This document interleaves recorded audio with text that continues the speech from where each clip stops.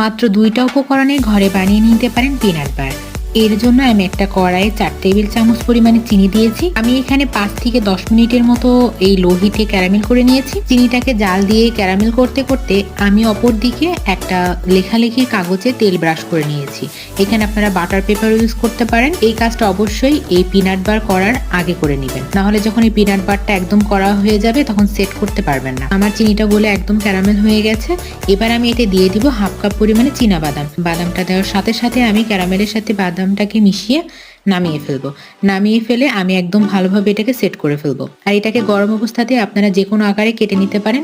ঠান্ডা হয়ে গেলে কাটতে গেলে এটা একদম ভেঙে যাবে। রেডি হয়ে গেল খুবই অল্প সময়ে মাত্র 2টা উপকরণে পিনাট বার। আমি এটা ভিডিও করতে করতে আমার ভাই এখানে চলে আসছে পিনাট বার খাওয়ার জন্য। তো ওই একটা ভেঙে দেখাচ্ছে।